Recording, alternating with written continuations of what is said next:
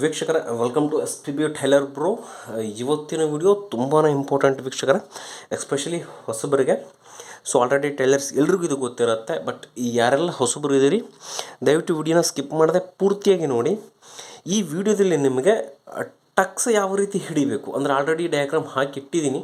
So time save ಮಾಡೋದಕ್ಕೋಸ್ಕರ so diagram ಯಾವ ರೀತಿ ಹಾಕಬೇಕು ಅಂದರೆ ಬೇರೆ ವೀಡಿಯೋಸ್ ಎಲ್ಲ ಇದೆ, ಡಿಸ್ಕ್ರಿಪ್ಷನ್ ಅಥವಾ ಎಂಡ್ ಸ್ಕ್ರೀನಲ್ಲಿ ನಿಮಗೆ ವೀಡಿಯೋಸ್ ಕೊಟ್ಟಿರ್ತೀನಿ, ದಯವಿಟ್ಟು ಹೋಗಿ ನೋಡಬಹುದು.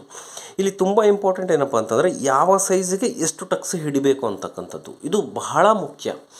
ಯಾಕೆ ಅಂದರೆ ನಮ್ಮ ಬ್ಲೌಸ್ ಫಿಟ್ಟಿಂಗ್ ಪರ್ಫೆಕ್ಟಾಗಿ ಬರಬೇಕು, ಫಿನಿಶಿಂಗ್ ಚೆನ್ನಾಗಿ ಬರಬೇಕು ಅಂತಂದರೆ ಯಾವ ಸೈಜ್ಗೆ ಯಾವ ಟಕ್ಸನ್ನು ಹಿಡ್ಕೊಂಡ್ರೆ, ಎಷ್ಟು ಟಕ್ಸ್ 3 ಟಕ್ಸ್ ಹಿಡಿಬೇಕಾ ಅಥವಾ 4 ಟಕ್ಸ್ ಹಿಡಿಬೇಕಾ ಅಥವಾ ಸಿಂಗಲ್ ಟಕ್ ಹಿಡಿಬೇಕಾ, ಸೊ ಇದು ತುಂಬ ಇಂಪಾರ್ಟೆಂಟ್ ಆಗುತ್ತೆ. ಸೊ ಹಾಗಾಗಿ ನಮಗೆ ಯಾವ ಸೈಜ್ಗೆ ಎಷ್ಟು ಟಕ್ಸನ್ನು ಹಿಡಿಬೇಕು ಅಂತಕ್ಕಂಥ ಪರ್ಫೆಕ್ಟಾಗಿ ಇವತ್ತಿನ ವಿಡಿಯೋದಲ್ಲಿ ತಿಳ್ಕೊಳ್ಳೋಣ. ವಿಡಿಯೋ ಶುರು ಮಾಡೋದಕ್ಕೆ ಮುಂಚೆ ಯಾರೆಲ್ಲ ಹೊಸಬರಿದ್ದೀರಿ ದಯವಿಟ್ಟು ಚಾನಲ್ನ ಸಬ್ಸ್ಕ್ರೈಬ್ ಮಾಡಿ, ಇದೇ ರೀತಿಯ ವೀಡಿಯೋಸ್ ನೋಟಿಫಿಕೇಷನ್ ನಿಮಗೆ ಸಿಗ್ತಾ ಇರುತ್ತೆ. ಓಕೆನಾ, ಬನ್ನಿ ಹಾಗಿದ್ರೆ ವಿಡಿಯೋನ ಶುರು ಮಾಡೋಣ. ಇಲ್ಲಿ ನೋಡಿ ಲೆಂತ್ ಬಂದು ಸೈಜಸ್, ಫಸ್ಟು ಸೈಜ್ ಹೇಳ್ಬಿಡ್ತೀನಿ ನಿಮಗೆ. ಫಸ್ಟ್ ಸೈಜ್ ಬಂದು ನಿಮಗೆ ನೋಡಿ, ಈ ಏರಿಯಾದಲ್ಲಿ ಅಪ್ಪರ್ ಚೆಸ್ಟ್, ಇದನ್ನು ಅಪ್ಪರ್ ಚೆಸ್ಟ್ ಭಾಗ ಅಂತ ಹೇಳ್ತೀವಿ. ಎದೆಯ ಮೇಲ್ಗಡೆ ಕಂಕುಳಿನ ಭಾಗದಿಂದ ಏನು ಮೆಜರ್ಮೆಂಟ್ ತೆಗೆದುಕೊಳ್ತೀವಿ ಇದನ್ನು ಅಪ್ಪರ್ ಚೆಸ್ಟ್ ಅಂತ ಹೇಳ್ತೀವಿ. ಇಲ್ಲಿ ನೋಡಿ ಅಪ್ಪರ್ ಚೆಸ್ಟ್ ಎಷ್ಟಿದೆ, ಇದು 34 ಇದೆ. ಸೊ ಅದೇ ರೀತಿ ಇದು ಫುಲ್ ಬಸ್ಟ್ ಅಂದರೆ ಡಾಟ್ ಪಾಯಿಂಟ್ ಏರಿಯಾ ಏನು ಬರುತ್ತೆ ಇದನ್ನು ಫುಲ್ ಬಸ್ಟ್ ಅಂತ ಕರಿತೀವಿ. ಸೊ ಇದು ಕೂಡ 34 ಇಂಚಸ್ ಇದೆ. ಸೊ ಈ ರೀತಿ ಇರ್ತಕ್ಕಂಥ ಬ್ಲೌಸ್ಗಳಿಗೆ ನಾವು ಈ ರೀತಿ 3 ಡಾಟನ್ನು ಹಿಡಿಯೋದ್ರಿಂದ ಫಿನಿಶಿಂಗ್ ಅಷ್ಟೊಂದು ಚೆನ್ನಾಗಿ ಬರುವುದಿಲ್ಲ ವೀಕ್ಷಕರೇ. ಯಾಕೆ ಬರಲ್ಲ ಅಂತಂದರೆ 34 ಇಂಚು ಅಪ್ಪರ್ ಚೆಸ್ಟ್ ಇದೆ, ಫುಲ್ ಬಸ್ಟು 34 ಇಂಚಸ್ ಇರೋದ್ರಿಂದ ನಿಮಗೆ ಫಿನಿಶಿಂಗ್ ಕೊಡಬೇಕು ಅಂತಂದರೆ ಅದು ಅಷ್ಟು ಪರ್ಫೆಕ್ಟಾಗಿ ಬರಲಿಕ್ಕೆ ಸಾಧ್ಯ ಇಲ್ಲ. ಸೊ ಇಂತಹ ಬ್ಲೌಸ್ಗಳಲ್ಲಿ ನಾವೇನು ಮಾಡಬೇಕು ಅಂದರೆ single dot, only single dot, ಇಲ್ಲಿಂದ ಇಲ್ಲಿಗೆ ಡಾಟನ್ನು ಹಿಡಿತಕ್ಕಂಥದ್ದು ಓನ್ಲಿ ಸಿಂಗಲ್ ಡಾಟ್.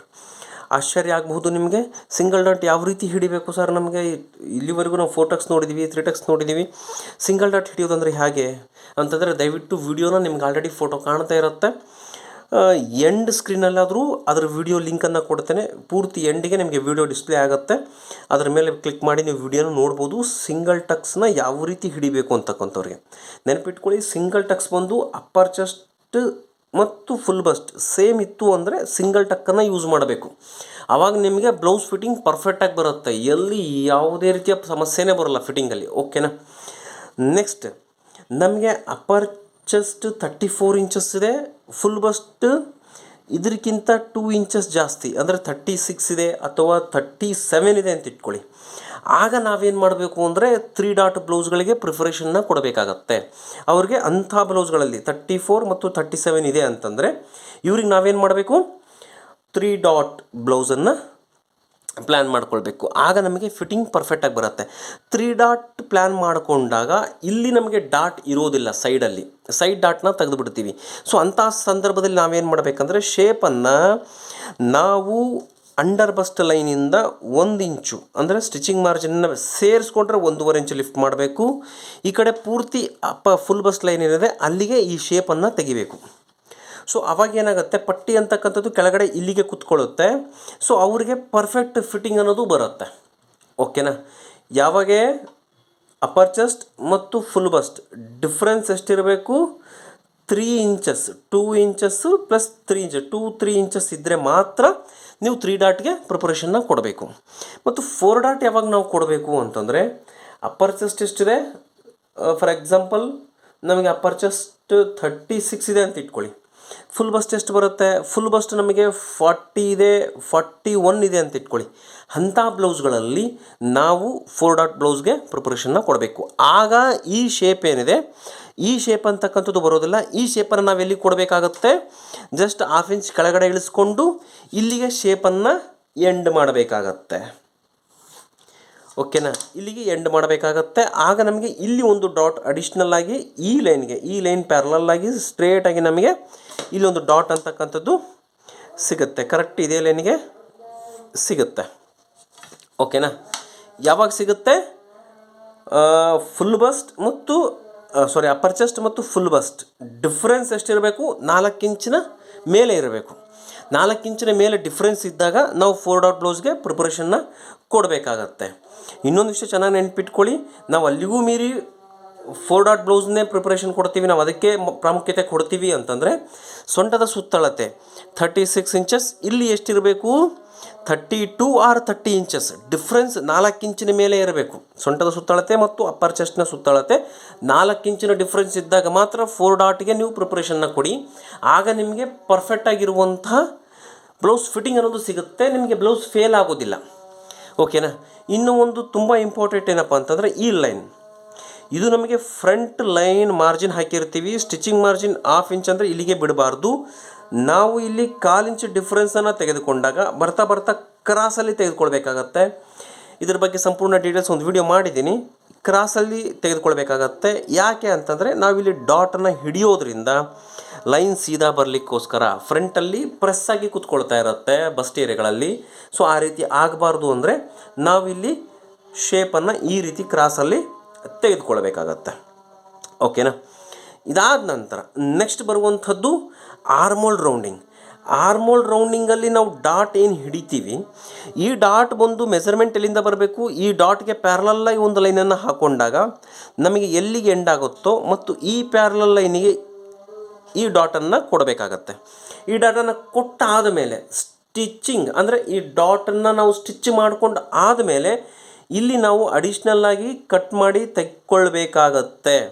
ಯಾಕೆಂದರೆ ಹೆಚ್ಚು ಕಡಿಮೆ ಆಗುತ್ತೆ. ನಾವು ಡಾಟನ್ನು ಈ ರೀತಿ ಹಿಡ್ಕೊಂಡಾಗ ಇದು ಮೇಲ್ಗಡೆ ಬರುತ್ತೆ ಸ್ವಲ್ಪ.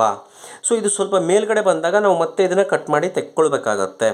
ಮತ್ತು ಶೇಪ್ ಅಂತಕ್ಕಂಥದ್ದು ಕರೆಕ್ಟಾಗಿ ಕೂತಿರೋದಿಲ್ಲ. ಆ ಶೇಪನ್ನು ಪುನಃ ಅಬ್ಸರ್ವೇಷನ್ನ ಮಾಡಬೇಕಾಗತ್ತೆ ಸ್ಟಿಚಿಂಗ್ ಮಾಡುವ ಸಂದರ್ಭದಲ್ಲಿ. ಓಕೆನಾ. ಇವಿಷ್ಟು ನಾವು ಎಚ್ಚರಿಕೆಯನ್ನು ವಹಿಸಬೇಕಾಗತ್ತೆ ಬ್ಲೌಸ್ ಸ್ಟಿಚಿಂಗ್ ಮಾಡೋ ಸಂದರ್ಭದಲ್ಲಿ. ಯಾವ ರೀತಿ ಅಂತ ಅದಕ್ಕಿಂತ ಬಿಫೋರ್ ಅವರ ಅಪ್ಪರ್ ಚೆಸ್ಟ್ ಮತ್ತು ಫುಲ್ ಬಸ್ಟ್ ಚೆಸ್ಟ್ ಇದೆ, ಅದನ್ನು ಆಧಾರವಾಗಿ ಇಟ್ಕೊಂಡು ನಾವು ಎಷ್ಟು ಡಾಟನ್ನು ಕೊಡಬೇಕು ಅನ್ನೋದನ್ನು ಡಿಕ್ಲೇರ್ ಮಾಡ್ಕೊಳ್ಬೇಕು. ಆಗ ಮಾತ್ರ ನಾವು ಬ್ಲೌಸ್ ಎಲ್ಲೂ ನಮಗೆ ಫೇಲ್ ಆಗಲಿಕ್ಕೆ ಚಾನ್ಸೇ ಇಲ್ಲ ವೀಕ್ಷಕರೇ. ಇನ್ನೂ ಒಂದು ತುಂಬ ಇಂಪಾರ್ಟೆಂಟ್ ಏನಪ್ಪ ಅಂತಂದರೆ ಫ್ರಂಟ್ ಡೀಪ್. ಈ ಫ್ರಂಟ್ ಡೀಪ್ ಅಂತಕ್ಕಂಥದ್ದು ಎಷ್ಟು ಪ್ರಾಮುಖ್ಯತೆ ಪಡೆದಿದೆ ಅಂತಂದರೆ, ನಮಗೆ ಬ್ಲೌಸ್ ಕರೆಕ್ಟಾಗಿ ಕೂತ್ಕೊಳ್ಬೇಕು ಅಂತಂದರೆ ಈ ಡೀಪ್ ಮೆಜರ್ಮೆಂಟ್ ಪರ್ಫೆಕ್ಟಾಗಿ ಬೇಕೇ ಬೇಕು.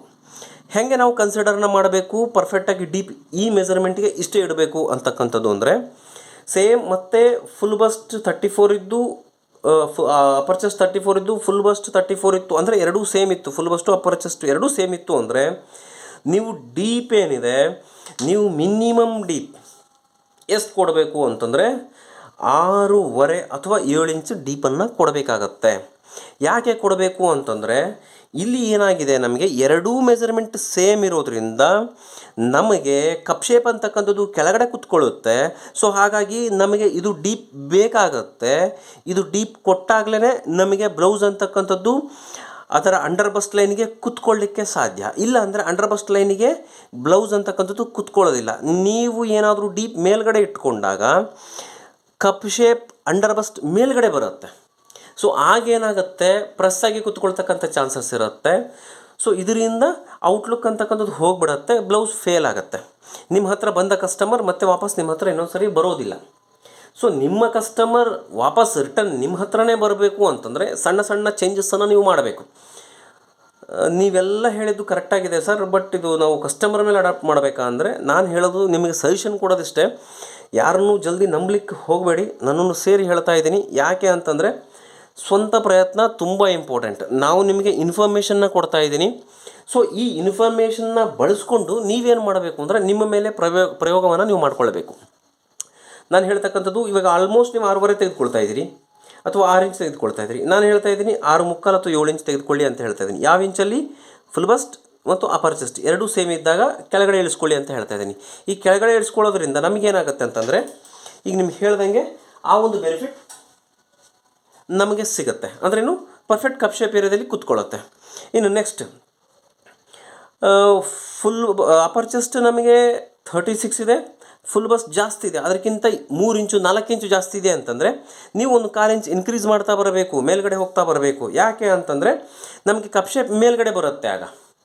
ಓಕೆನಾ. ಇದು ಯಾವಾಗ ಮೇಲ್ಗಡೆ ಬರುತ್ತೋ ನಾವು ಇದನ್ನೂ ಮೇಲ್ಗಡೆ ತೆಗೆದುಕೊಳ್ಬೇಕು. ಆಗ ಮಾತ್ರ ಗ್ರಿಪ್ ಸಿಗುತ್ತೆ ಬ್ಲೌಸ್ ಫಿಟ್ಟಿಂಗ್ ಕೂತ್ಕೊಳ್ಳಿಕ್ಕೆ. ಇದು ಜಾಸ್ತಿ ಇದ್ದು ಇದನ್ನು ಡೌನ್ ಮಾಡ್ಕೊಂಬಿಟ್ರೆ ನಿಮಗೆ ಗ್ರಿಪ್ಪೇ ಸಿಗೋಲ್ಲ. ಓಕೆನಾ. ಸೊ ಗ್ರಿಪ್ ಸಿಗಲ್ಲ, ಬ್ಲೌಸ್ ಫೇಲ್ ಆಗುತ್ತೆ. ಮತ್ತು ಅಗೇನ್ ನೀವು ಮಾಡಿದ ಮಿಸ್ಟೇಕನ್ನೇ ಮಾಡ್ತಾ ಇರ್ತೀರಿ, ನಿಮಗೆ ಎಲ್ಲಂತ ಗೊತ್ತಾಗಲ್ಲ. ಏನು ಮಾಡಬೇಕಾಗ ಅಂತಂದರೆ ಅಂಥ ಬ್ಲೌಸ್ಗಳಲ್ಲಿ 3 ಇಂಚು ಡಿಫ್ರೆನ್ಸ್ ಇದೆ, 36 ಇಲ್ಲಿ 39 ಇದೆ ಅಂತಂದರೆ ಅವಾಗ ನೀವೇನು ಮಾಡಬೇಕು, 6.25 ಇಂಚು 6.5 ಇಂಚಿಗೆ ಪ್ರಿಪರೇಷನ್ನ ಕೊಡಬೇಕು, 7 ಇಂಚಿಗೆ ಹೋಗಬಾರ್ದು. ಓಕೆನಾ? ಅವಾಗ ಮೇಲ್ಗಡೆ ಬರಬೇಕು. ಓಕೆ, ಇದಾದ ನಂತರ ನಿಮಗೆ 4 ಇಂಚಸ್ ಡಿಫ್ರೆನ್ಸ್ ಇದೆ ನಮಗೆ ಅಂತಂದರೆ 100% ನೀವು 6 ಇಂಚ್ ಡೀಪನ್ನೇ ಇಟ್ಕೊಳ್ಬೇಕು. ಓಕೆನಾ? 6 ಇಂಚ್ ಡೀಪನ್ನು ಇಟ್ಕೊಳ್ಬೇಕು. ಇದು 100% ಈ ಲೈನ್ ಮಸ್ಟ್ ಆ್ಯಂಡ್ ಶುಡ್ ಬೇಕೇ ಬೇಕು ನಿಮಗೆ. ಇಲ್ಲಿ ಡಿಸ್ಟೆನ್ಸ್ ಎಷ್ಟು ಕೊಡಬೇಕು ಅಂತಂದರೆ ಈ ಟಕ್ಸ್ ಏನು ಹಿಡಿದಿರ್ತೀರಿ ಇದರಲ್ಲಿ ಒಂದು ಭಾಗ ಎಷ್ಟು ಬಂದಿರುತ್ತೋ ಆ ಭಾಗ ಇಲ್ಲಿ ಡಿಸ್ಟೆನ್ಸನ್ನು ಕೊಡಬೇಕು. ಆಗ ಮಾತ್ರ ಸೆಂಟರಲ್ಲಿ ನಾವೇನು ಉಕ್ಸ್ ಮಣಿ ಹಾಕ್ತೀವಿ ಕರೆಕ್ಟಾಗಿ ಸ್ಟ್ರೇಟಾಗಿ ಕೂತ್ಕೊಳ್ಳುತ್ತೆ, ಗ್ರಿಪ್ ಹಿಡ್ಕೊಳ್ಳುತ್ತೆ. ಎಷ್ಟು ಇಟ್ಕೋಬೇಕಾಗ 6 ಇಂಚ್ ಇಟ್ಕೊಳ್ಬೇಕು.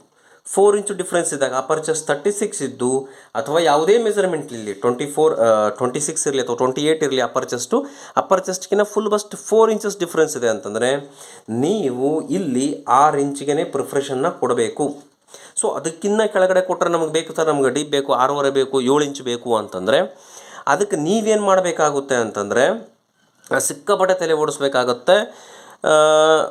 ಅಂಡರ್ ಬಸ್ಟ್ ಮೆಜರ್ಮೆಂಟ್ ತುಂಬ ಇಂಪಾರ್ಟೆಂಟ್ ಆಗ. ಓಕೆನಾ? ಯಾಕೆ ಅಂತಂದರೆ ಡಾಟ್ ಪಾಯಿಂಟಿಂದ ಅಂಡರ್ ಬಸ್ಟ್ ಮೆಜರ್ಮೆಂಟ್ ನಿಮ್ಮ ಹತ್ರ ಇಲ್ಲ ಅಂತಂದರೆ ಫಿಟ್ಟಿಂಗ್ ಹೇಗೆ ಕೊಡಲಿಕ್ಕೆ ಸಾಧ್ಯ? ಫಿಟ್ಟಿಂಗ್ ಕೊಡಲಿಕ್ಕೆ ಸಾಧ್ಯ ಇಲ್ಲ. ನೀವು ಡೀಪನ್ನು ಕೆಳಗಡೆ ಇಳಿಸ್ಕೊಂಡಾಗ ಇಲ್ಲಿ ಅಂಡರ್ ಬಸ್ಟ್ ಮೆಜರ್ಮೆಂಟ್ ತುಂಬ ಇಂಪಾರ್ಟೆಂಟ್. ಯಾಕೆ ಅಂತಂದರೆ ಇದು ಡೀಪ್ ಕೆಳಗಡೆ ಇಳಿದೋಗುತ್ತೆ, ಬ್ಲೌಸ್ ಆಲ್ಮೋಸ್ಟ್ ಕೆಳಗಡೆ ವೇಟ್ ಬೀಳ್ತಾ ಇರುತ್ತೆ. ಸೊ ವೇಟ್ ಬೀಳ್ತಾ ಇದೆ ಅಂದರೆ ಇಲ್ಲಿ ಓಪನ್ ಅಪ್ ಆಗ್ತಕ್ಕಂಥ ಚಾನ್ಸಸ್ ಜಾಸ್ತಿ ಇರುತ್ತೆ. ಇಲ್ಲಿ ಓಪನ್ ಅಪ್ ಆಗಬಾರ್ದು, ಹಿಡಿದು ಇಟ್ಕೊಳ್ಬೇಕು ಅಂದರೆ ಇರ್ತಕ್ಕಂಥ ಒಂದೇ ಏರಿಯಾ ವೆಸ್ಟ್, ಸೊಂಟದ ಸುತ್ತಳತೆ ಅಂಡರ್ ಬಸ್ಟಲ್ಲಿ ಕರೆಕ್ಟಾಗಿ ಕೂತ್ಕೊಳ್ಬೇಕು. ಅಂಡರ್ ಬಸ್ಟಲ್ಲಿ ಕರೆಕ್ಟಾಗಿ ಕೂತ್ಕೊಂಡಾಗ ಕಪ್ ಶೇಪ್ ಕರೆಕ್ಟಾಗಿ ಕೂತ್ಕೊಳ್ಳುತ್ತೆ, ಇಲ್ಲಿ ವೇಟೇಜ್ ಕಡಿಮೆ ಬೀಳುತ್ತೆ. ಓಕೆನಾ? ಆ ಒಂದು ದೃಷ್ಟಿಯಿಂದ ನಾವೇನು ಮಾಡಬೇಕು, ಇದು 6 ಇಂಚ್ಗೆ ಇಟ್ಕೊಳ್ಬೇಕು. ಆಗ ಮಾತ್ರ ನೀವು ಸ್ವಲ್ಪ ಹೆಚ್ಚು ಕಡಿಮೆ ಮಾಡಿದ್ರು ಕೂಡ ಬ್ಲೌಸ್ ಓಕೆ, ನಿಮಗೆ ರಿಸಲ್ಟ್ 100% ಸಿಗುತ್ತೆ. ನೀವು ಡೀಪ್ ಜಾಸ್ತಿ ಮಾಡಿಕೊಂಡಾಗ under bust measurement must and should ತೆಗೆದುಕೊಳ್ಳಿ, ಹೆವಿ ಚೆಸ್ಟ್ ಬ್ಲೌಸ್ ಇರ್ತಕ್ಕಂಥವ್ರಿಗೆ. ಓಕೆನಾ? ಇದಿಷ್ಟು ನಿಮಗೆ ಬಿಗಿನರ್ಸ್ಗೆ ಬೇಸಿಕ್, ಇದು ತುಂಬ ಇಂಪಾರ್ಟೆಂಟ್. ನಿಮಗೆ ಅರ್ಥ ಆಗಿಲ್ಲ ಅಂತಂದರೆ ವೀಡಿಯೋನ ಮತ್ತೆ ನೋಡಿ. ಬಟ್ ಒಂದು ವಿಷಯ ನೆನಪಿಟ್ಕೊಳ್ಳಿ, ಸ್ಕಿಪ್ ಮಾಡದೆ ನೋಡಬೇಡಿ. ಯಾಕಂದರೆ ಒಂದೊಂದು ಪಾಯಿಂಟನ್ನು ನಾವು ಕಂಟಿನ್ಯೂ ಫ್ಲೋಲ್ಲೇ ಹೇಳ್ತಾ ಇರ್ತೀವಿ. ಇಂಪಾರ್ಟೆಂಟ್ ಪಾಯಿಂಟನ್ನು ನೀವು ಮಿಸ್ ಮಾಡ್ಕೊಳ್ತೀರಿ ಮತ್ತು ಕಮೆಂಟ್ ಸೆಕ್ಷನಲ್ಲಿ ಅದ್ರ ಸಂಬಂಧಪಟ್ಟಂಗೆ ಮೆಸೇಜನ್ನು ಕೊಡ್ತೀರಿ. ಸೊ ಹಾಗಾಗಿ ಎಲ್ಲೂ ಸ್ಕಿಪ್ ಮಾಡಬೇಡಿ, ವಿಡಿಯೋ ಕಂಟಿನ್ಯೂಸ್ ಆಗಿ ವಾಚ್ ಮಾಡ್ತಾಯಿನಿ. ಆಲ್ಮೋಸ್ಟ್ ಈಗ ನಿಮಗೆ ಡಾಟ್ಸ್ ಯಾವ ರೀತಿ ಹಿಡಿಬೇಕು ಅಂತಕ್ಕಂಥ ಪ್ರತಿಯೊಂದು ಮಾಹಿತಿನ ಈ ವಿಡಿಯೋದಲ್ಲಿ ತಿಳಿಸ್ಕೊಟ್ಟಿದ್ದೀನಿ ಅಂತ ಅಂದ್ಕೊಂಡಿದ್ದೀನಿ. ಓಕೆನಾ? ಇನ್ನೊಂದು ಬಿಗಿನರ್ಸ್ಗೆ ಶೋಲ್ಡರ್ ಸ್ಲೋಪ್ ಅಂತಕ್ಕಂಥದ್ದು ಸಾಕಷ್ಟು ಜನ ಶೋಲ್ಡರ್ ಡ್ರಾಪ್ ಆಗುತ್ತೆ, ಶೋಲ್ಡರ್ ಸ್ಲೋಪ್ ಕೊಡಬೇಕಾ ಬೇಡವಾ ಅಂತಕ್ಕಂಥ ಕನ್ಫ್ಯೂಸಲ್ಲಿ ಇರ್ತೀರಿ. ನೋಡಿ, ನಾವು ನಾರ್ಮಲ್ ಲೈನಿಂಗ್ ಬ್ಲೌಸ್ಗಳಲ್ಲೇ ಆಯಿತು ಅಂತಂದರೆ ಶೋಲ್ಡರ್ ಸ್ಲೋಪ್ನ ಕೊಡುವಂಥ ಅವಶ್ಯಕತೆ ಇರೋದಿಲ್ಲ. ಯಾಕೆ ಇರೋದಿಲ್ಲ ಅಂತಂದರೆ ನಾವು ಟಕ್ಸನ್ನು ಆಟೋಮೆಟಿಕ್ ನಾವು ಇಲ್ಲಿ ಹಿಡಿತೀವಿ. ಇದು ಶೋಲ್ಡರ್ ಸ್ಲೋಪ್ ಅಂತಕ್ಕಂಥದ್ದು 1/2 ಇಂಚ್ ನಮಗೆ ಡಿಫ್ರೆನ್ಸ್ ಬಂದೇ ಬರುತ್ತೆ. ಸೊ ಹಾಗಾಗಿ ಶೋಲ್ಡರ್ ಸ್ಲೋಪ್ ಬಗ್ಗೆ ತಲೆ ಕೆಡಿಸ್ಕೋಬೇಡಿ. ಶೋಲ್ಡರ್ ಸ್ಲೋಪ್ ಏನಿದ್ದರೂ ಕೂಡ ಅಡ್ವಾನ್ಸ್ ಮೆಥಡ್ ಅಂದರೆ ಟೋಟಲಿ ಫುಲ್ಲಿ ಬಾಡಿ ಮೆಜರ್ಮೆಂಟ್ನ ತೆಗೆದುಕೊಂಡು ಅಡ್ವಾನ್ಸ್ ಪ್ಯಾಟ್ರನ್ನ ರೆಡಿ ಮಾಡಿ ಸ್ಟಿಚ್ ಮಾಡ್ತಕ್ಕಂಥದ್ದಲ್ಲಿ ಮಾತ್ರ ಶೋಲ್ಡರ್ ಮೆಜರ್ಮೆಂಟ್ ಅಂತಕ್ಕಂಥದ್ದು, ಶೋಲ್ಡರ್ ಸ್ಲೋಪ್ ಅಂತಕ್ಕಂಥದ್ದು ನಿಮಗೆ ಯುಟಿಲೈಸ್ ಆಗುತ್ತೆ. ಇಲ್ಲಾಂದರೆ ನೆಸೆಸಿಟಿ ಬೀಳೋದಿಲ್ಲ. ಮಿನಿಮಮ್ ಮನೆಯಲ್ಲಿ ಕುತ್ಕೊಂಡು ಸ್ಟಿಚ್ ಮಾಡ್ತೀನಂದರೆ ಇದು ಸಾಕಾಗತ್ತೆ. ಓಕೆನಾ? ಐ ಹೋಪ್ ಈ ವಿಡಿಯೋ ನಿಮಗೆ ತುಂಬ ಯೂಸ್ ಆಗುತ್ತೆ ಅಂತ ಅಂದ್ಕೊಂಡಿದ್ದೀನಿ. ಯೂಸ್ ಮಾಡಿ, ಯಾರೆಲ್ಲ ಹೊಸಬ್ರಿದ್ದಾರೆ ದಯವಿಟ್ಟು ಅವರಿಗೆ ಶೇರ್ ಮಾಡಿ, ಕಲಿತಕ್ಕಂಥವ್ರಿಗೆ. ಓಕೆನಾ? ಮತ್ತೆ ಸಿಗೋಣ ನೆಕ್ಸ್ಟ್ ವಿಡಿಯೋದಲ್ಲಿ. ಅಲ್ಲಿವರೆಗೂ ಧನ್ಯವಾದಗಳು ವೀಕ್ಷಕರೇ.